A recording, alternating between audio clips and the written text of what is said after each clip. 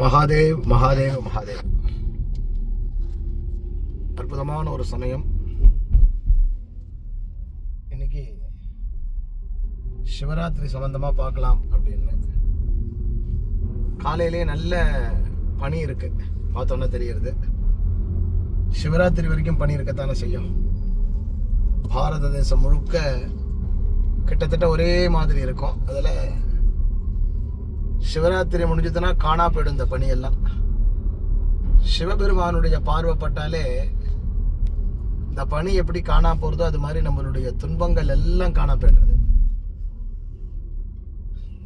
அதுல சிவராத்திரி,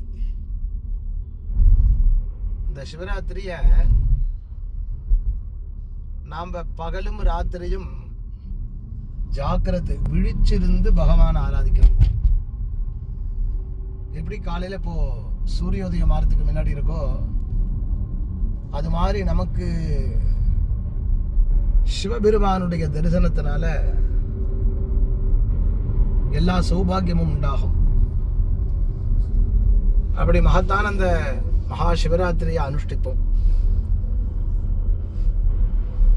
சிவராத்திரிய பூஜை, விரதம், கொண்டாட்டம், ஆராதனை,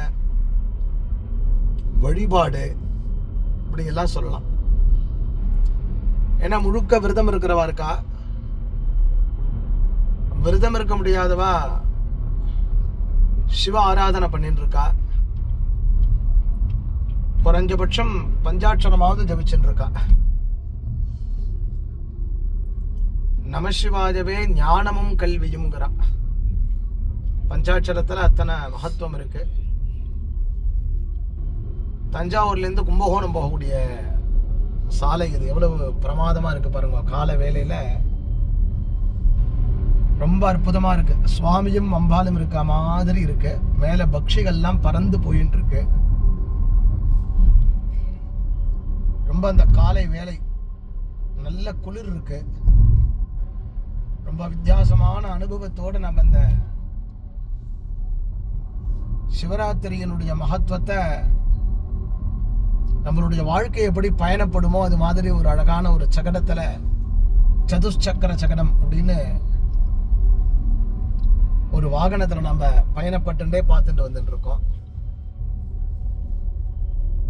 சிவராத்திரி 4 வகையா பிரிக்கிறா பெரியவாள்லாம். மாச சிவராத்திரி, பக்ஷ சிவராத்திரி, யோக சிவராத்திரி, மகா சிவராத்திரி அப்படிங்கிறா. இதுல மாச சிவராத்திரி அப்படிங்கிறது தான் மாதந்தோறும் வரக்கூடிய தேய்பிரையில வரக்கூடிய அந்த சிவராத்திரிக்கு மாத சிவராத்திரின்னு பேரு. பக்ஷ சிவராத்திரி அப்படிங்கிறது அதுல இருந்து 15வது நாள் வளர்பிறையில வரக்கூடிய சதுர்தசி. சதுர்தசி தான் அதுக்கு ரொம்ப முக்கியமானது. சதுர்தசி திதி தான். பிரதோஷம் நாள் எப்படி திரையோதசியோ அதற்கு அடுத்த நாளாக இருக்கக்கூடிய தினம் சதுர்தசி.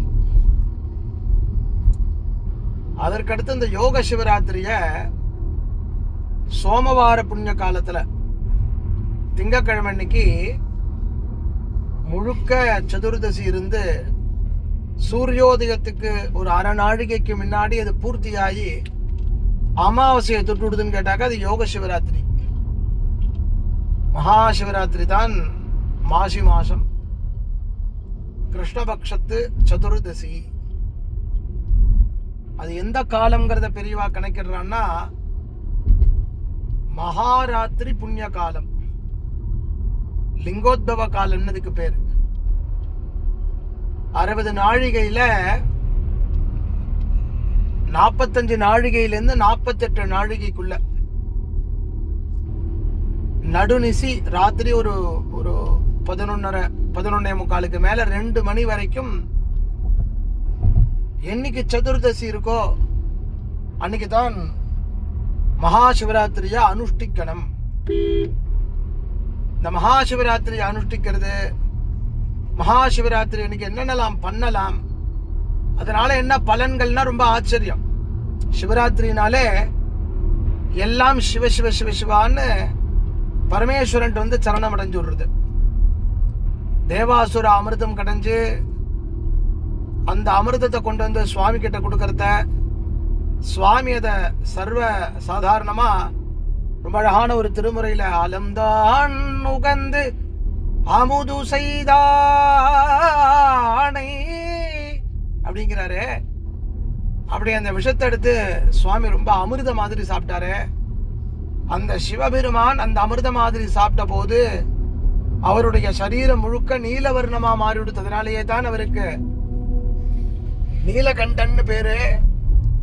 அப்படி நீலவர்ணமா மாறின அந்த சரீரத்தை விஷமெல்லாம் எங்கேயும் பரவி போகாமல் இருப்பதற்காக, ஏன்னா சிவபெருமானே இந்த உலகம், அப்படி பரமேஸ்வரனுடைய அந்த சரீரம் முழுக்க பரவாமல் ஒரு இடத்திலே தடுத்து நிறுத்திய சக்தி ஜெகதம்பிகை பார்வதி தேவி கொண்டு. அப்பேற்பட்ட உமாதேவியாகப்பட்டவள் அத்தனை பேரையும் முன்னிறுத்தி கொண்டு இரவு முழுக்க கண் விழித்து சிவபெருமான ஆராதனை பண்ணின தினமே சிவராத்திரி. நமக்கெல்லாம் நிறைய துக்கம் இருக்கு, எதற்கெல்லாமோ துக்கப்படுறோம், எதற்கெல்லாமோ நாம கவலைப்படுறோம். கவலை எல்லாம் வரும் போகும், துக்கம் வரும் போகும். சாஸ்வதமா இதெல்லாம் போய் ஒரு நித்திய ஒரு பரம சுகம் பரம ஆனந்தம் சிவ பூஜையினால சிவ ஆராதனையினால கிடைக்கிறது. அதனாலேயே ராத்திரி நேரத்துல கண் விழித்து கொண்டு அன்றைய தினத்துல இருக்கிறது. ராத்திரி கண் விழிக்கிறதுன்னா எதையாவது பண்றது இல்ல, முழுக்க சுவாமியை நினைச்சுட்டு இருக்கோம். பகவானை நினைச்சுட்டே இருந்தாக்க பகவானா மாறிடுறோம். அதனால அன்னைக்கு கண் விழித்தல் அப்படிங்கிறது ரொம்ப அவசியமா சொல்லப்பட்டிருக்கு.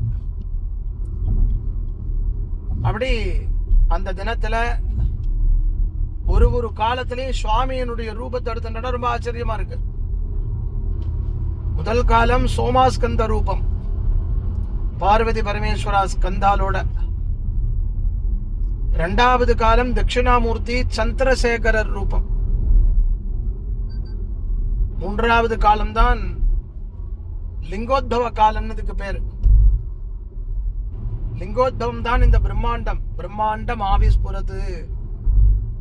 பிரம்மாண்டம்னா பூமி மட்டும் கிடையாது, பூமிக்கு கீழே இருக்கக்கூடிய அதல சுதல பாதாள ரஜாதல மகாதல, பூமிக்கு மேல இருக்கக்கூடிய புவர்லோக சுவர்லோக டபோலோக தபோலோக மகாலோக, இதுக்கு நடுவில் நம்ம பூமியா, இது பிரம்மாண்டம். பிரம்மாண்டம் ஆவிஸ்புரத்துன்னு பிரம்மாண்டம் முழுக்க லிங்க ரூபமா இருக்கு. நாலாவது காலம் தேவஸ்வரூபம், பார்வதி பரமேஸ்வராலோட சுவாமி ஜம்மனு ரத்ன சிம்ஹாசனத்துல உட்கார்ந்துட்டு நம்ம எல்லோருக்கும் அனுகிரகம் பண்ணக்கூடிய ஸ்வரூபம். முதல் காலத்துல பிரம்மா ஆராதனை பண்றார், இரண்டாவது காலத்துல மகாவிஷ்ணு ஆராதனை பண்றார், மூணாவது காலத்துல ஜெகன்மாதாவான பார்வதி தேவி பூஜை பண்றா, நாலாவது காலத்துல தேவாதி தேவர்கள் அத்தனை பேரும், இந்த பக்கம் பார்த்தா அஷ்டதிக் பாலகர்கள், நவகிரக தேவதைகள், சப்த ரிஷிகள், திருவமண்டலத்தில் இருக்கக்கூடியவா மகாபாகவதர்கள், சமஸ்த விதமான கிங்கரர்கள், கிம் புருஷர்கள், அத்தனை பேருக்கும் இந்த நாலாவது காலத்துல நமக்கெல்லாம் மயக்க நிலையில் இருப்போம். அப்போ தூக்கத்தில் இருப்போம், தூக்கம் கொண்டு போய் சொக்கிடும். திருமந்திரம் சொல்றது, தூங்கி கண்டார் சிவலோகமும் தம்முலே, தூங்கி கண்டார் சிவயோகமும் தம்முள்ளே, தூங்கி கண்டார் சிவபோகமும் தம்முள்ளே, தூங்கி கண்டார் நிலை சொல்வது எவ்வாறுன்னு அந்த காலம்தான் விழிச்சுட்டு இருக்க வேண்டிய காலம்.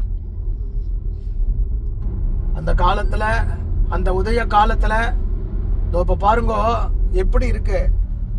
இது மாதிரி அந்த ஆகாசத்துல பரமேஸ்வரன் மகா கணபதியோட, ஸ்கந்த சுவாமியோட, பார்வதி பரமேஸ்வரா ரிஷப வாகனத்துல, அப்படி ஆகாசத்துல ரத்தனமயமா நமக்கு காட்சி தருவா.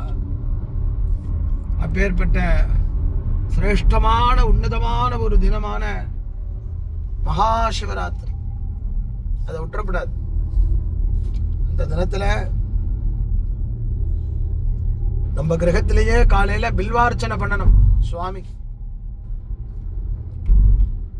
ஒரே ஒரு பில்வத்தை சுவாமி மேல அர்ச்சனை பண்ணினால் போருமே. ஏக பில்வம் சிவார்ப்பணம்ங்கிறார். திரு ஜன்ம பாப சம்ஹாரம்.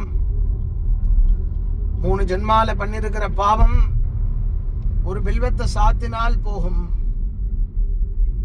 ஓ, ஒரு பில்வத்துக்கு இத்தனை மகிமையா, இத்தனை மகத்துவமா அப்படின்னா அதுதான். சுவாமி பில்வ விருட்சத்தில் இருக்கார். சுவாமி எல்லா இடத்துலையும் நிறைஞ்சிருக்கார். சுவாமி இல்லாத இடம் கிடையாது. அவர் இல்லாத இடம் இல்லைங்கிறதுனாலேயே அவர் ஆராதனை பண்றோம். அவர் நமக்கு மேல மேல சிரேயச தரார். இப்படி சௌபாகியத்தை தரக்கூடிய இந்த பரமேஸ்வரனை மாசி மாசத்துல வரக்கூடிய மகா சிவராத்திரி புண்ணிய காலத்துல நாமெல்லாம் பூஜை பண்ணி பரமேஸ்வரனுடைய சரணத்துல அர்ச்சனை பண்ணி நம் எல்லோருக்கும் சௌபாகியத்தை தரணும் அப்படின்னு பிரார்த்தனை பண்ணிப்போம். அப்பேற்பட்ட இந்த மகா சிவராத்திரியில சுவாமிக்கு அபிஷேகம் ரொம்ப முக்கியம். அபிஷேகம் பண்ணி ஆராதனை பண்ணி சுவாமிய நினைத்து வழிபடுவோம். அப்பர் பெருமான் சொல்ற மாதிரி நனைந்துருகமடிதாரை நெய்ய வைத்தார், நில்லாமே தீவினைகள் நீங்க வைத்தார்னு சுவாமியை பிரார்த்திப்போம். எல்லாருக்கும் சௌபாகியம் உண்டாகட்டும். ஹரஹர மகாதேவ், ஹரஹர மகாதேவ், ஹரஹர மகாதேவ்.